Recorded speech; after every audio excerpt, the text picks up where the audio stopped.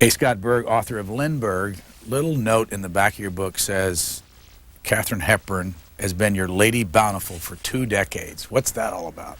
Well, I've been lucky enough to have Katharine Hepburn as a friend for 20 years. And actually, she has 2 important roles in this particular book. One is when I was trying to break through to Mrs. Lindbergh and the Lindbergh family, and I really didn't know anybody who knew Mrs. Lindbergh. Katharine Hepburn sort of stepped forward and said, gee, you know, I didn't know her, but I had a mutual friend, and I'm sure I could write her a letter on your behalf. She said, even though we never met, I think she knows who I am. I said, well, yeah, I'm sure she knows who you are. And so Miss Hepburn did write a letter to Anne Morrow Lindbergh, and about a week later is the first time I heard from Mrs. Lindbergh. So I think it had some impact. The other thing is I had 2 years of research at Yale in New Haven, Connecticut. And the library was open Monday through Friday, so I was there in Connecticut on weekends. And so Miss Hepburn used to entertain me every weekend. Where she live? Nice. She lives up the road a piece. Up, near New Haven? Yeah. About a half mile up the road. And how did you know her? A half hour of it. In the first place? I met her about 20 years ago when I was writing my first book on Maxwell Perkins. And it turns out that Katharine Hepburn lived literally next door to Max Perkins in Manhattan on East 49th Street. And so when I was 22 years old and just starting out on the Perkins book, I sent Katharine Hepburn a letter and said, do you think I could come talk to you and ask you questions about Perkins? And she said, I really don't have enough to tell you in an interview, but she then wrote a 2-page letter of reminiscences. And then we just remained in touch, and when the Perkins book was done, she read it and liked it and asked if we could meet. So we met and became very good friends. Who was Max Perkins? Max Perkins is the one great book editor in the history of American literature. And here is a man who single-handedly discovered and nurtured F. Scott Fitzgerald, Ernest Hemingway, Thomas Wolfe, Ring Lardner, James Jones, Marjorie Kinnan Rawlings, Taylor Caldwell, 20 of the greatest writers in this century. One man worked with them all. And that began as my senior thesis at Princeton, and it just kept growing into a book. Everybody wants me to ask you, what does the A in A. Scott Berg stand for, and why don't you use it? A stands for Andrew. It's a waste of a wonderful name on me. I've always been Scott or A. Scott. When I was 15, I developed a passion for F. Scott Fitzgerald, and my mother told me, in fact, that I had been named for F. Scott Fitzgerald because she had been reading his novels in her final pangs of pregnancy with me. And so I've just always been Scott or A. Scott. And when I went off to Princeton, which I did partly because F. Scott Fitzgerald went there, it seemed logical to become A. Scott. When was this picture taken on the cover? That picture of Lindbergh was taken just days before he made the flight to Paris, which is May 1927. That picture is probably May 13th or 14th, 1927. And I found that picture among all the Lindbergh archives that I was given access to. There were hundreds and hundreds of pictures. And that one, literally, we were rather desperate for a jacket. We couldn't find a wonderful unpublished picture. And there, literally, the last hour, and they said we have to go to press with something, I found that in a box, and there it was. Where'd you find it? Again, that was at Yale, among the Lindbergh archives. There's another little note in the back. You talk about a guy named Tony Bill, and you say he's an actor, director, pilot, producer, restaurateur, writer, but then you say that he had the most remarkable private collection of books I have ever seen. Where is he, and who is Tony Bill? Tony Bill's a great friend of mine, I'm happy to say, and he was a friend of mine before this book, and he'll be a friend of mine long after this book. Tony Bill's had many careers in Hollywood, became an actor as a young man, has directed several really nice pictures, also won an Academy Award as a producer, and he is a closet book collector. And when I had just started on this book, he called me up one day, and I'd known him for years. But he called up and he said, listen, I've got to discuss something very personal. Could you come over right away? And I said, well, what? Tell me on the phone. He said, no, you've got to come to my house. And I went right over, and he took me through the place he was living. And he said, you know, I do have these books. And I had thought I had known him rather well, but suddenly I walked into this room with thousands of books, just thousands of wonderful first editions of all sorts. But primarily, he has a great aviation collection. He is a pilot himself and has been collecting wonderful books on aviation, and Lindbergh a specialty. As is the case with most people in aviation, Lindbergh is a great hero. He's a great central figure in their lives. When you went to plug into everything Charles Lindbergh, how much has already been written about him? Well, a lot has been written about Lindbergh ever since 1927, after he completed the flight. The problem is most of what has been written about him is wrong or misleading. The fact is, everything that's been written about Lindbergh is based on old press clippings or just legends, just stories that people have told. And that's because all these papers, these thousands of boxes, literally, have been locked up. So the story really couldn't be told until this book came along. What are some of the myths? Well, I think one is, I think the biggest area of misunderstanding and myth gets into the whole America First period and the anti-Semitism. Was Lindbergh really the devil? Was he a traitor, as Franklin Roosevelt suggested? Was he a friend of Hitler, as I had grown up hearing? I'm Jewish. I think most Jews in America grow up knowing there are two evil people in the century, Charles Lindbergh and Henry Ford. Those are the two famous anti-Semites one grows up hearing about. So I think that is something that has been somewhat mythologized. And certainly the flight itself has been much legendized as well. This is a picture of Charles Lindbergh and his wife. What year was it taken? That's taken right after they got married, actually, in 1929. That's the closest there is to a wedding picture of Charles and Anne Morrow Lindbergh. It was an extremely private wedding. They did everything they could to run away from the press, and literally they pulled off a secret wedding. Even the people who were invited to the wedding didn't know they were showing up for a wedding that day. 25 of basically Anne Morrow's closest friends, family friends, and Charles Lindbergh and his mother showed up for what they thought was a lunch, and it turned out suddenly the minister walked in and performed a marriage ceremony. Where is Anne Morrow Lindbergh today? Today she's in Connecticut, where she lives happily. She is 92 years old. The last few years she's been in failing health, physically and mentally. But she's still in remarkable shape for a nonagenarian. And there are moments of incredible lucidity and vitality. I was fortunate enough to meet her about 10 years ago and to have 5 very, very good years knowing her and being able to talk to her. How much time have you spent around her? I'd say, well, boy, when I first met her, it was a week, in fact, where I met her and one of her children, her daughter, Reeve. This is from the 1930, I think it is? Yes, that's from the 1930s. That's when she first began to publish books herself. She had been a writer in college, at Smith College. And this was, too, another one of the great myths and ironies in the Lindbergh story. There is this marriage, which had often been held up as a great storybook romance. And in fact, it began that way, but it was full of twists and turns. It became rather cold and dark in places. And what was interesting is that Charles Lindbergh was an extremely dominating husband. But ironically, it was he who brought the writer out in her. And really, I think, almost forced her to publish, forced her to become Anne Morrow Lindbergh, almost turned her into a feminist. And I don't know of another instance like that. Of a dominating husband. It wasn't get back to the kitchen and have my martini ready when I walk in, dear. It's where's that book? Get back to it. What do you mean you have writer's block? Get back there. And she, she's obviously a wonderful writer, always had the talent, but I'm not sure she always had the temperament to put the material out there, and I think he got that out of her. How many weeks have you been on the tour? I've been on the road talking about Lindbergh really since it's 2 months now, exactly. So what would you conclude so far based on the audiences you've been with? Well, I conclude some things, several. One is book tour is a little like running for office without the sex. That's one thing I conclude about this time. The other is Lindbergh is really part of the, I really find this everywhere, is part of the national fabric This guy, we are almost born as Americans genetically coded to know something about Lindbergh.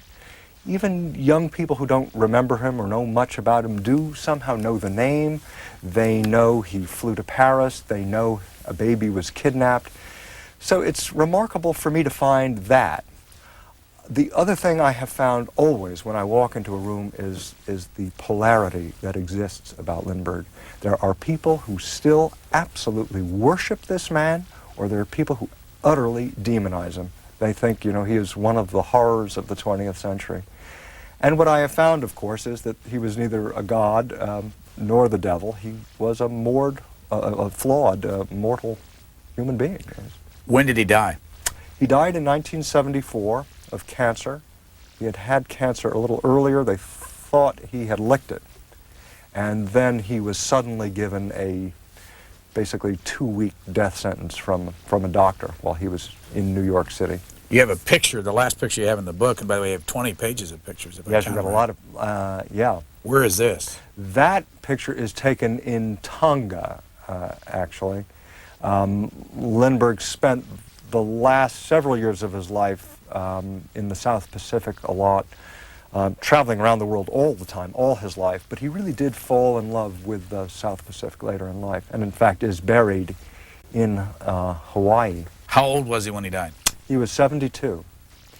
And go back, the last Aloha chapter, the last Yes. part of his life, tell that story if you wouldn't mind. Well, it's utterly remarkable. As we've never seen a death like Charles, or a life like Charles Lindbergh's, I had never seen a death like his either. And when he was given this 2-week death sentence from a doctor in the New York hospital, Lindbergh said, well, I want to go home. I don't want to die here in the hospital. And they said, no, there's no way you can go home, no way you can go home. And they finally agreed, all right, he could go home, thinking he was going to his house in Connecticut. But in fact, Lindbergh meant he wanted to go home to Hawaii, where he also had a house. And the doctors just refused. They said, there's no way we can let you go there. And they said, furthermore, no airline will even fly you. I mean, you're in such terrible shape. And Lindbergh's attitude was, there's no way an airline is going to fly Charles Lindbergh. Let me make a phone call or two. And indeed, he did manage to get to Hawaii. And he spent the last 10 days of his life, it is utterly remarkable. He planned his dying and his death with the same precision he planned his trip to Paris. I mean, it was just another flight for Lindbergh, complete with checklists and complete with having his 3 sons out there digging a grave, which was in a place he had selected, all according to his design. He even planned the drainage in the grave and what stones were to be used to line it. And literally the minute that grave was finished, I mean that night, Lindbergh dies. And then there's a whole plan on what the family is supposed to do for the next few hours, how to get this corpse into the ground. And indeed they do it with absolute precision. And at first it made Anne Morrow Lindbergh a little crazy. I mean, she wanted to have a few hours or a few moments even, just to be alone and mourn. But no, she had to follow the checklist, and indeed she did. And it wasn't until just after Lindbergh was in the ground she realized why. Because as they were driving off from their service, this small service they had in a tiny church outside of Hana, the first news trucks were driving in. And Lindbergh knew, as he had been chased all his life by the press, he would be chased the moment he died, and that his family would have about a 2-hour window. And I think this was Lindbergh's just final embrace of his family, saying, you're going to have to do this quickly so you can have a private moment. And indeed, that's just the way it happened. Can you remember the first moment you said, I want to do something on Charles Lindbergh? Yeah, there were 2 first moments. The first moment was when I thought of doing Charles Lindbergh about 4 years before I actually did it. And I was told that Charles Lindbergh's papers were locked up and couldn't be seen for, I was told 50 years after his wife's death, that the family would never talk, that Anne Morrow Lindbergh was a famous recluse, and the family wouldn't talk. And so indeed I had scratched Lindbergh off my list. And then I was approached a few years later by Phyllis Gran, who was then running Putnam's. Now she runs Putnam's and much more. And she said she always wanted to read a biography of Lindbergh. Would I be willing to write it? And I said, I'd love to write it, but it can't be done. The papers are locked up. Mrs. Lindbergh is locked up. The children are locked up. And Phyllis Gran said, well, I think you should pursue it anyway, or even if you don't pursue it, just write the book. And that was enough encouragement for me to try to break through to Mrs. Lindbergh. And that's when Katharine Hepburn ultimately fell in and wrote the letter that helped me get through, I think. You dedicate the book to Phyllis Grant and Kevin McCormick. Who is he? He is a great friend. He's the man I live with, in fact, in Los Angeles. And you live in Los Angeles? I do. How long have you been out there? My life, almost. I mean, 40 years I've been there. We moved out when I was 8 years old. And when did you become a writer? I think I'm still becoming. I became a writer, I guess I'd have to say I became a writer the day after I graduated from college. I had done my senior thesis on Maxwell Perkins, and that grew into my first book, and that led to my second book, a biography of Goldwyn, and that led in turn to this. But I think I was never one of those kids who wrote poems or kept diaries or wrote for the school paper. I just started writing my senior thesis on Perkins. And so I think as soon as I graduated, that was the beginning of my writing career, I'd say. Where were you born? I was born in Connecticut, in Westport, Connecticut. Family was made up of what? Family was made up of mother and father. Father who was in the paint business with his father. He had a paint store and artist supplies. And this, by the mid-50s, my father began writing scripts. He was a Sunday writer and was writing for the old live television programs, and began selling a lot of them, enough of them that some studios began to bring him out to Hollywood. And in 1958, when he then had a wife and 3 children, we all moved out to California. And he started all over as a writer and producer out there, which he still does today. And I now have a third brother as well. So we are 4 boys. And how long have you been a writer? How many years? Well, I guess I officially started working on my first book the day after college graduation, which was 1971. So it's all my adult life. All I have done is write 3 biographies, basically. That's been my career. Okay, the question is, can you make a living out of 3 biographies? Yes, you can. Is that all you've done? I don't mean that all, but I mean that's your life. That has basically been my career, my life, and livelihood. I had one big break, which is right after I graduated from college. My parents allowed me to move home, during which time I wrote the Max Perkins book. So I basically had 6 or 7 years rent-free. And that was a great leg up. So by the time the Perkins book was published, and it became, both to my and my publisher's surprise, a bestseller, all that money that came in basically was money I could then invest in my second book. And then I got an advance on the Goldwyn book. And by the time this book came around, I got a very nice advance from Phyllis Grant. So the first 2 books, how many did each one of those sell? God, I'm not sure. I think they have grown. My sales have grown exponentially, I think. In my mind, the Perkins in hardback was somewhere around 15 to 20,000, and the Goldwyn was somewhere around 50,000. And how's maybe a little less, 5,000 here or there. In the early days of the Lindbergh book, how you doing? Well, we seem to be doing pretty well. I know they've got a lot of them out there. Of course, the book business, it's the phrase is gone today, here tomorrow. You ship them out and you see what comes back. They've shipped a lot. Now we'll see what happens and how many get sent back. I listened to the audio on this. Oh, I haven't heard it yet.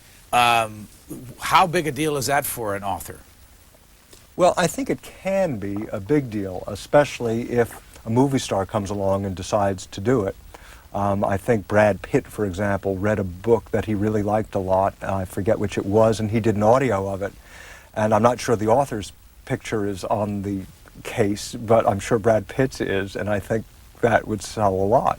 So there's, I mean, it's nice extra money. In a way, it's found cash. At least that's the way I would view the audio of a book. So you got the audio, hardback, the paperback, and going back to your livelihood, is there another offshoot of this? Are there movies involved in all this business? Well, that's the great hope and the biggest offshoot, if you're lucky. And on the Lindbergh book, I'm really lucky because Steven Spielberg, no less, has bought the movie rights.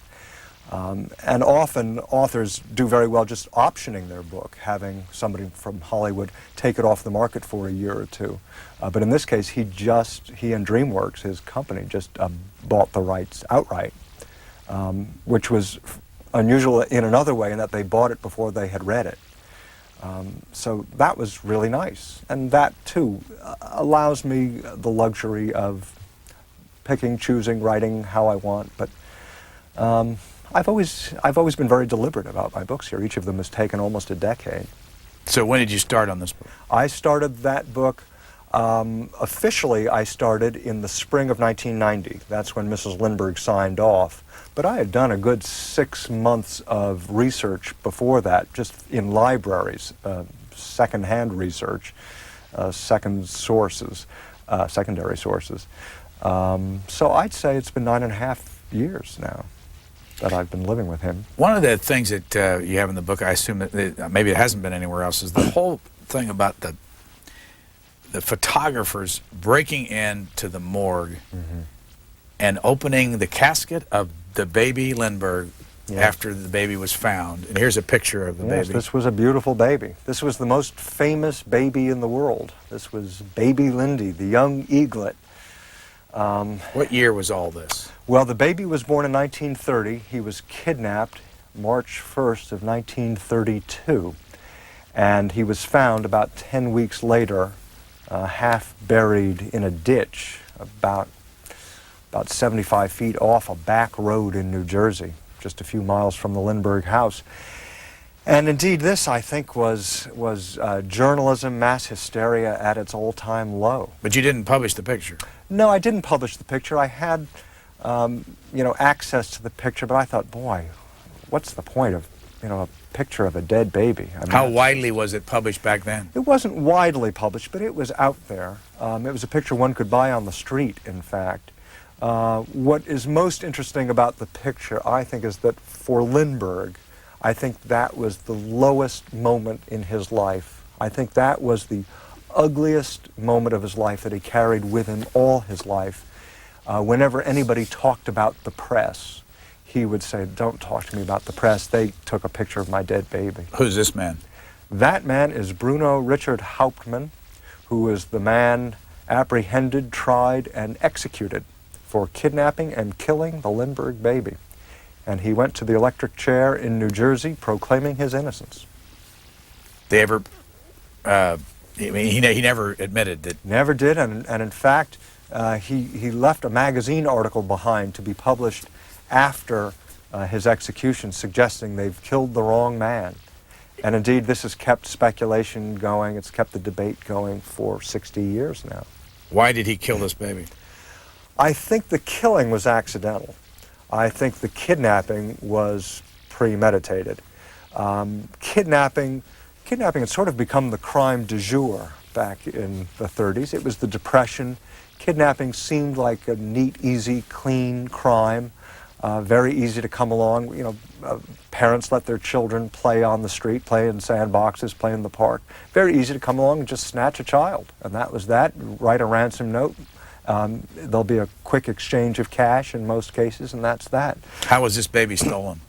This baby was stolen by, I believe, a man who climbed up a ladder that was leaned against a house outside of Hopewell, New Jersey, kind of a dream house that Charles and Anne Morrow Lindbergh had just built for themselves. And I think the kidnapper climbed up that ladder, snatched the baby out of his crib, and while coming down the ladder, it was a rather crude homemade ladder, while coming down the ladder, I think put a lot of force on that first rung. The ladder split. I think the baby, which was in a burlap sack, was either swung against the stone wall of the house or dropped 2 stories below to the hard ground. and was killed instantaneously. Did you talk to Anne Morrow Lindbergh about this? Yes, we did. It did come up. She raised the subject at one point. How does she talk about it today? Well, or at least some 8 years ago. You never lose this. This is the great tragedy of her life. Obviously, she was still in her 20s, mid-20s, when this occurred. It was her first baby. You know, I don't think one ever gets over that. I think actually I found with her, as I found with actually the baby nurse, whom I found living in Scotland, who was the first one to discover that the baby was missing. This is a picture of Anne Morrow Lindbergh. That's Anne Morrow Lindbergh arriving at the courthouse to testify in the Hauptmann trial. And that picture up above, though, I want to show this while we're here, because who's the man with the bow tie? Yes, the picture up above walking with Lindbergh is the superintendent of the New Jersey State Police, a man named Colonel Norman Schwarzkopf. Is he still alive? The colonel is dead, but his son, the general, lives on, needless to say. I even went to talk to the general, just to...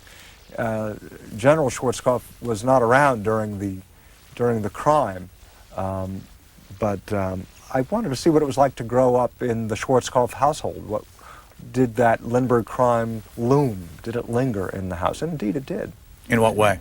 Well, this was certainly the great event in Colonel Schwarzkopf's life. This was the crime of the century, make no mistake about it. And this is the man who ultimately brought a man, quote, to justice. A lot of people think they brought the wrong man. I don't think that. But Colonel Schwarzkopf was convinced this was the right man. And you talked about going overseas to talk to the babysitter. I did, yes. I talked to the nurse, who was a Scots woman who had barely been in this country when the Lindbergh baby was kidnapped. And indeed, then she fled the country. I mean, her life was in many ways ruined, certainly changed. And she never fully recovered. And the attitude that I got from her, I kept getting if onlys, if only, you know, if only we didn't do this that night, if only we didn't turn on the light, if only we didn't stay in the house that night and stayed instead with Mrs. Lindbergh's mother where we had been staying. You know, to think 60 years later to be carrying that around is such a heavy burden. Your account of that, is there new stuff in that account? I think what I have that is new is I try to give you the kidnapping through the inside, try to give you what the Lindberghs were going through. Here's basically a young married couple. They've only been married 3 years at that point, and what it was like for them, what they endured. The actual facts of what happened that night have been recorded in other books about the kidnapping. I mean, there's a shelf full of books just on the Lindbergh kidnapping. So I think what I have brought is the human side of that story. What was it like for a 26-year-old mother, a 30-year-old father, to lose their firstborn, and how does it affect their marriage? What goes on between them? So that's what I think is new in that particular chapter. How many children did Anne Morrow Lindbergh have altogether? There were 5 children after the kidnapping, so she had six children. Where are the 5 today? They are scattered. There are 3 sons and there were 2 daughters. One daughter, also named Anne, died a few years ago of cancer. A rather gifted children's book writer. Another daughter, Reeve, is also a children's book writer, but has written a novel based in large measure on her parents, called The Names of the Mountains.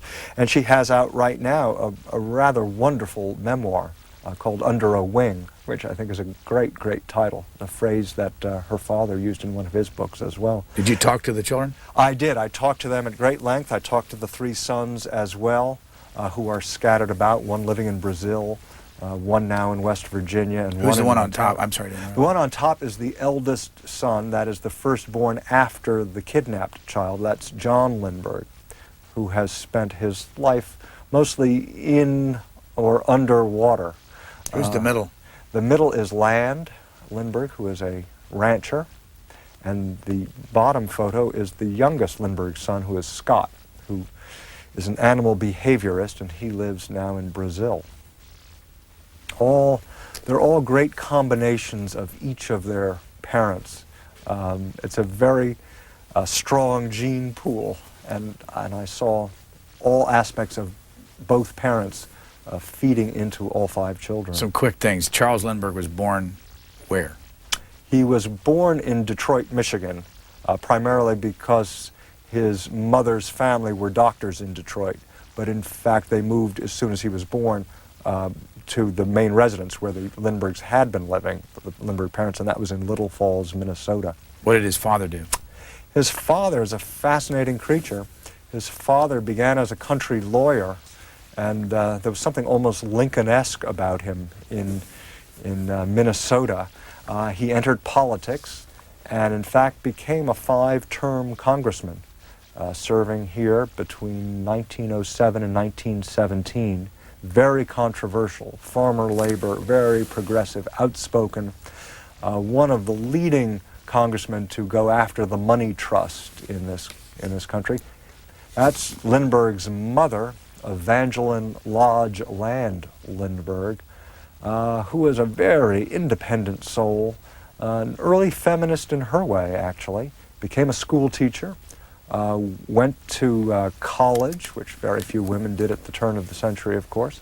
She even went on to get an advanced degree, and taught chemistry in Detroit most of her life, actually. Where did Charles Lindbergh go to college?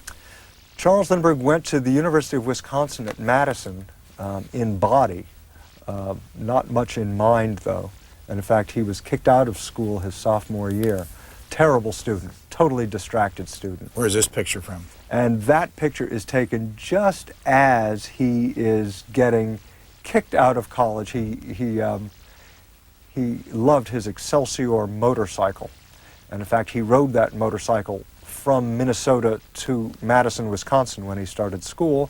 And when he got flunked out, he rode that to Nebraska, where he learned how to fly. And what year did he make the flight on the Spirit of St. Louis? The great flight was 1927, that spring, May 20th to 21st, 33 and a half hours in the air. And what was the big deal? And it is a big deal, make no mistake about it. This is really one of the great milestones of the century, and with good reason. First of all, it was a great feat in transportation. It's a genuine act of heroism. This 25-year-old boy went up in a flying crate. Most people, especially if you haven't been to the Air and Space Museum to see it, don't realize this is a canvas plane. I was up there just yesterday looking at it again. It's really put together with spit and glue and piano wire and canvas. And somehow this flying gas tank with one engine was going to carry him across the ocean. And it not only knitted the 2 continents together, that is Europe and North America, but it really brought the whole world together, geographically and in spirit, because everybody shared in this feat. Where's this crowd at the bottom here? The crowd in the bottom is in St. Louis. That's Charles Lindbergh coming back to St. Louis. That is my favorite picture in the book. That picture, I think, shows the impact that Lindbergh's flight had on the world. You cannot squeeze another human body into that picture. That was Art Hill in Forest Park, St. Louis. What about on top? And on top, that is the parade in New York City when Lindbergh came home. You think you've seen parades in New York City, but when Lindbergh came home, 4 million people turned out that day. Where's he standing here on the balcony? The balcony, that is the American ambassador's residence in Paris. That is the morning after. Let me look up close. Yeah, that's the day after Lindbergh arrived in Paris. And why was the plane called the Spirit of St. Louis, and what was the track that he took to get to Paris? And did he stop anywhere? No stops. And that was part of the feat. There had been a $25,000 prize sitting on a table to be awarded to the first person or persons who could fly nonstop between Paris and New York in either direction. And indeed, several people had tried and killed themselves in the attempt. Several people had already flown the Atlantic, but they had gone from Canada to Ireland. Nobody had done the great leap. Nobody had picked up the prize. So Lindbergh needed money to pay for a plane, and he raised the $10,580 he needed from a half dozen businessmen in St. Louis, hence the name Spirit of St. Louis. And that gave him the plane that allowed him to make the flight. Who built it? It was built in San Diego by Ryan Aircraft, small aircraft company. There were bigger airplane manufacturers at the time, but they wouldn't sell the plane to Lindbergh because Lindbergh wanted to fly it, and they figured this was a suicide mission. We can't risk our company name on a 25-year-old flyer who looks 19. All he had ever really done was fly the airmail between St. Louis and Chicago. Couldn't really chance that. So he had to go looking around for a small company that would make a plane affordable and available. How could you have enough gas on a little, single engine plane like that? Single engine plane? Well, by designing a plane that is literally nothing more than a gas tank. I mean, there is not a wasted ounce on that plane. It is simply gasoline. That's all there was. And Lindbergh himself sat in a wicker patio chair, because that was the lightest chair they could put in the plane and comfortable enough to accommodate him for 33 and a half hours. He literally was trimming the borders off the maps he took just to save a half ounce here, a half ounce there. Took no food other than 5 sandwiches and a canteen of water. So he didn't eat those sandwiches, though. He ate one, actually, when he got to the French border. As soon as he crossed the channel, he had his first sandwich. Yeah. And it took 33 hours. Yep. Did he have And any changed. communications with anybody? Nope, that was it. And that's the other reason, you see, I think this feat is so remarkable and why it still lives with us. Because I honestly believe that even more than the astronauts, Lindbergh was the first human being to leave the planet. Other people had gone flying, but they were either over land or when they were over water, they were in some communication with somebody, or they were flying with somebody. Lindbergh was solo. He was completely alone in the universe. What was his altitude? His altitude varied. Sometimes he'd go as high as 10, 11,000 feet to get over clouds that he had to surmount. Sometimes he would go as low as 10 feet above the water. The biggest enemy, the biggest obstacle in the flight to Paris was sleep. He fought sleep for 33 hours, and he used to fly so low that the spray of the Atlantic would come into the plane to wake him up. What time did he leave the United States, and what time did he arrive in Paris? He left in the early morning, Long Island time, and around 7:30. From Long Island? From Long Island, Roosevelt Field, Long Island. You can visit a shopping mall today, and that's where he took off from. And he landed at Le Bourget at 10:30 the following night, 10:30 Paris time. Do I remember that the Spirit of St. Louis airplane was in Lindbergh Field at St. Louis for a long time, hanging up from the ceiling? There was a sister ship actually hanging there. Almost from the moment the plane came home, actually even before the plane came home, a wonderful man at the Smithsonian named Paul Garber, who had a lifelong fascination with aviation, began trying to get hold of that airplane. He knew the significance of that plane, and the Smithsonian got hold of it about 5 months after Lindbergh made his flight. Lindbergh came home, did a kind of goodwill tour of the 48 states, went to Central America, Mexico, flew around the Gulf and Caribbean, and then he ultimately gave the plane to the Smithsonian. Again, he was how old when he made the flight? 25 years old. He was how old when he got married? Let's see, he got married in 29. He was 27 when he got married. And it was how old when the baby was stolen? The baby was stolen, he was 30 years old. So all this is happening to a young man. And he's how old in this picture right here? That picture is 19, so he's about 35 in that picture. Who's got the swastika on their sleeve? I don't know who that man with the swastika is. That's just some old Nazi who's shaking hands with Charles Lindbergh. Who's below it? Below, we've got Lindbergh with Hermann Goering. Which one is Goering? Goering is the pudgy fella on the far right. Lindbergh made 6 visits to Nazi Germany between 1936 and 38. Lindbergh on the left, then Anne Morrow Lindbergh. And there's a portrait there of Adolf Hitler. The big guy. That's Adolf Hitler right there in the picture, I know. That's one of the most chilling pictures I've seen. What the hell is Charles Lindbergh doing there, you wonder? How many of these pictures in the book have not been published before? I've got about 90 pictures. I think 43 are unpublished. Can you remember some of those that were never been published? Was that one of Goering? The one of Goering has been published. The one above I don't think had, the one with the swastika. Where'd you get them? Various sources. Some were among the Lindbergh archives and just had not been published. As I said, the picture on the jacket had never been published, to my amazement, because that's the most stunning picture I've seen of Lindbergh. That to me just tells the story. That's, you know, the boy, I mean, he's got his eyes on Paris, I think. Why did he go to Germany in the first place? He went to Germany at the invitation of the American embassy in Berlin in 1936. The air attaché to Berlin, a man named Truman Smith, was deeply concerned about the buildup of the German military. And he felt, as many did, that Germany was building up this huge Air Force, this Luftwaffe, but nobody knew how big or how powerful it was. And Truman Smith had a great idea. He thought, you know, I'll bet if we could bring Charles Lindbergh over here, the Germans would be so proud of what they had, they'd show off all their stuff. And indeed they did.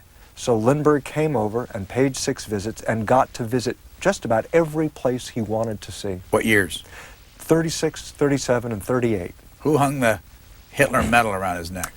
A medal was hung around his neck in October of 38 by Hermann Goering, although I should just slightly rephrase that. The medal was never hung around the neck. Metaphorically it was. This was at a party at the German embassy. It was a stag night. Party was given by the American ambassador, and Lindbergh arrived, and the last guest to arrive was Goering. And he walked in and just walked right up to Lindbergh, talking in German. Somebody was translating along the way, and a man opens up a box, and it is the Service Cross of the German Eagle. It was presented on behalf of Hitler himself. Lindbergh accepted it, and later went home that night. They were staying in Berlin. He showed it to his wife, and she took one look at it, and she said, "The albatross."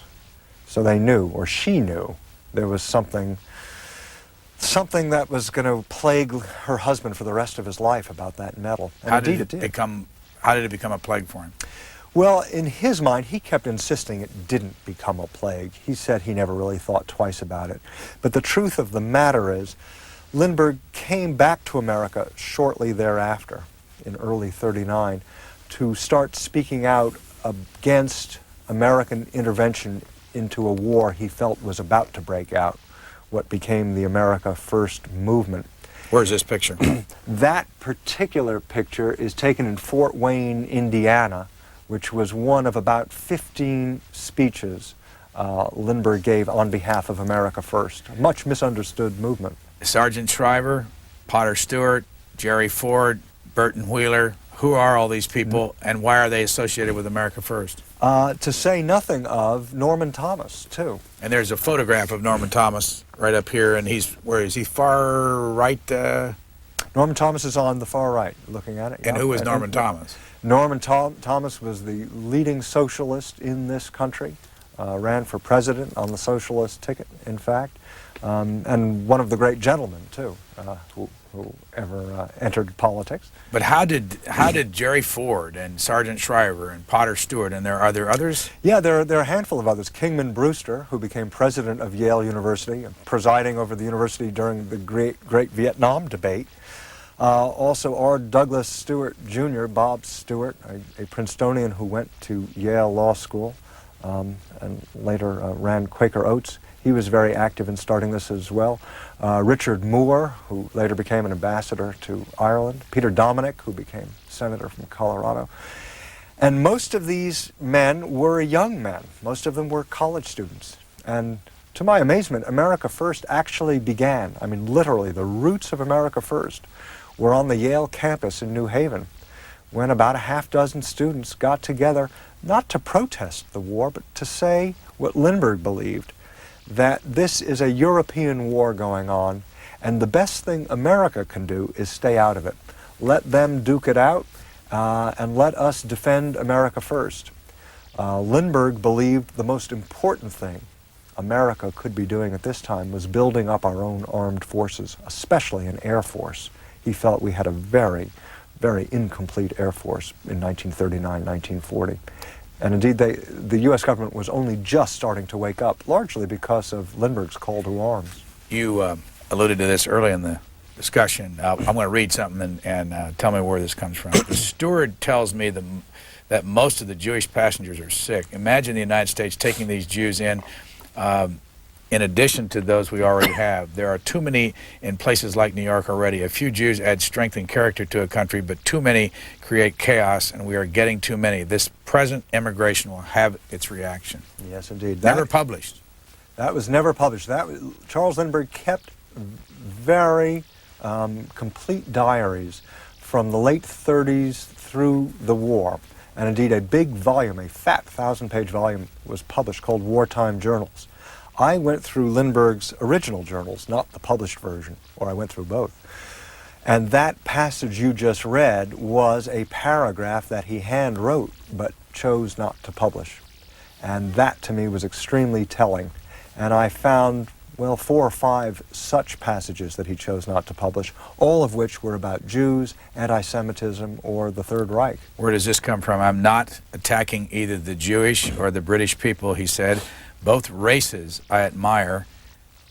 I almost want to stop and ask you, Jews a race and British a race? Well, in Lindbergh's eyes, yes. Lindbergh, again... Where's he saying this, by the way? This speech is being given in Des Moines, Iowa. It was almost his last America First speech. It was delivered in September of '41. Let me finish, and Yeah, then everybody will know what we're talking about. But I am saying that the leaders of both the British and Jewish races, for reasons which are understandable from their viewpoint, as they are inadvisable from ours, for reasons which are not American, wish to involve us in the war. We cannot blame them for looking out for what they believe to be their own interests, but we also must look out for ours. We cannot allow the natural passions and prejudices of other peoples to lead our country to destruction. I think Charles Lindbergh just hanged himself. Is that it after that? That's it.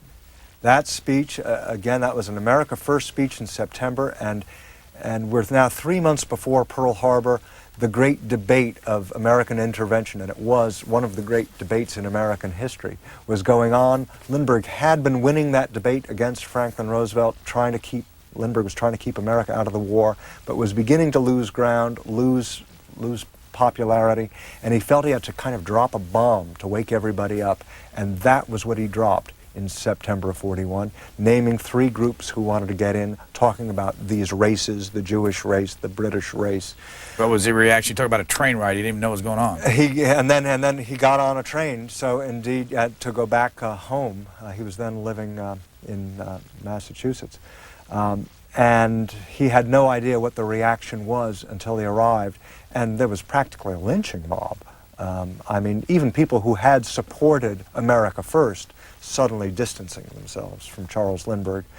And I think it's not only because there's something basically deeply anti-Semitic about those comments, really a genuine segregation in his mind of 2 different Americas. There's my America and there's the Jewish America.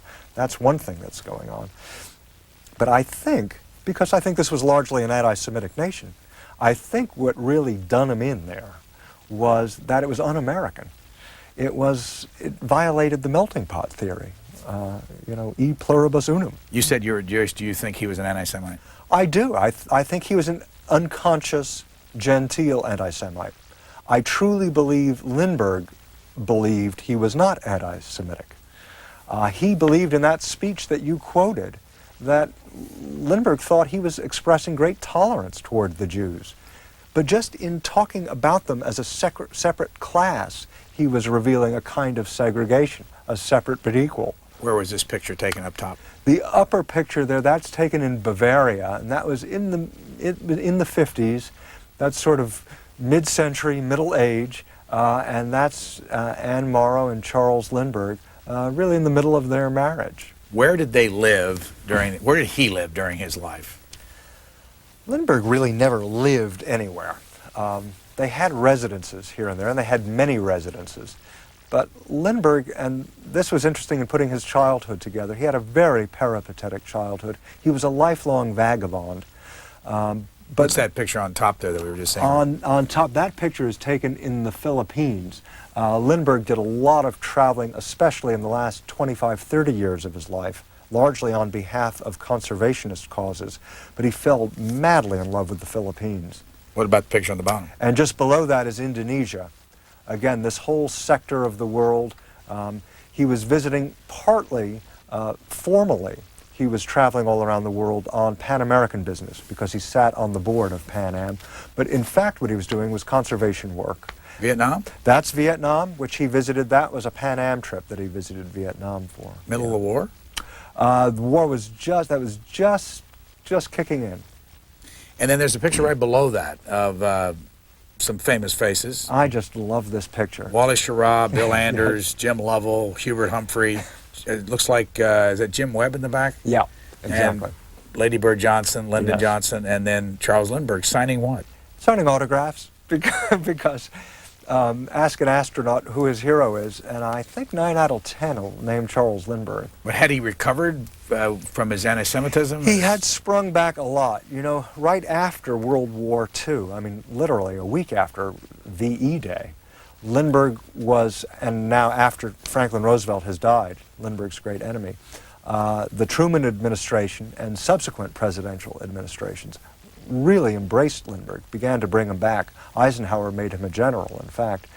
And Lindbergh spent much of his life traveling around the world on U.S. government missions. He was on the Air Force Academy Site Committee. He was on anti-ballistic missile committees. He did all sorts of work for the government. But World War II, though, they wouldn't let him go into active duty. How come? They, as Franklin Roosevelt, would not let him go on active duty. There was such enmity between Lindbergh and Roosevelt as a result of this great debate, this America First debate, that when Pearl Harbor was bombed and Lindbergh tried to volunteer, Roosevelt said there's no way Lindbergh can serve. And where's this picture from then? that picture was taken, well, yes, what happened is Lindbergh somehow found a way. That picture was taken just before he had tendered his resignation from the Army, which he had done because Roosevelt, his commander-in-chief, had suggested he was a traitor. And shortly after that picture, Lindbergh tendered the resignation. Pearl Harbor was bombed. Lindbergh tries to serve. Roosevelt refuses to let him. So Lindbergh wanted some way to serve his country and went to every aircraft manufacturer in America and said, you know, I'd like a job. And they were all dying to have Lindbergh. That was great. He was, you know, one of the great authorities, to say nothing of the great names in American aviation. And about 2 days after each meeting, Lindbergh would get a phone call saying, we're terribly sorry. We have to take back our offer. We just got a phone call from the big man that if we hire Lindbergh, we don't get a government contract. And there was only one employer in the United States who wasn't afraid of Franklin Roosevelt, and that was Henry Ford, whose attitude was, Franklin Roosevelt's not going to buy my stuff? I don't think so. I think he needs my planes and jeeps. Henry Ford, as you know, is known as an anti-Semite. Yes, so in a way, this just retard Lindbergh just made it all the worse for him, in a way. Of course, one anti-Semite would hire another anti-Semite. So Lindbergh's reputation continued to suffer into the 40s. And then somehow Lindbergh found a way to serve without uniform. He became a technical representative for United Aircraft and actually went over to the South Pacific and flew on 50 bombing missions, again without uniform, but somehow was strafing Japanese targets, was actually downing a Japanese Zero himself, faced death several times. We're almost out of time, and it's running very fast, the clock. The 2,000 boxes of stuff you got? Altogether, the heart of the Lindbergh archives were about 500. Anne had another 300. And then there were papers all over Missouri, Minnesota, and then going through Anne Lindbergh's family's papers, going through Charles' parents' papers, grandparents' papers. Putting it all together was a little over 2,000. When was this picture of Anne taken? That picture is taken in the 60s, actually, after Anne Morrow Lindbergh, long after she's published Gift from the Sea, her most famous book, a book that's been a bestseller for 40 years. What is it about? It is a wonderful little, it's almost a little tract, it's a little meditation. I think what it's about is laying the pipe for the feminist movement in this country. It's a fascinating book about the stages of womanhood, basically. And it's really Anne Lindbergh's meditation philosophy on life, on how women can be wives, mothers, artists, have lives of their own, and make time for themselves. And it still holds up. For you, when was that moment where you discovered something you just couldn't believe you were looking at? Well, I think the thing that really socked it home for me was when I'd been through the last of the Lindbergh boxes up at Yale, and the last item I saw was a map of his flight to Paris, and on it he had detailed, this is shortly after he had made the flight, everything that had happened along the way. The fog came in here, the storm was here, and it was after 2 years of research, and some of it was real dog work. But suddenly to see this map and have it all brought home, it was as though Lindbergh was saying, don't forget why you are here. This is where it all began. What's next for you? Next for me is probably another biography. I'm poking around now looking for another subject, my fourth subject, who I hope will be a 20th century American cultural figure through whose life I can tell another. Are you close? No, I'm not close. I'm at the stage now where I'm adding to the list. I just throw names without even thinking about them onto the list, and the next phase will be to start whittling them down. Andrew Scott Berg, this is the cover of your book called Lindbergh. Thank you very much for joining us. Thanks for having me here.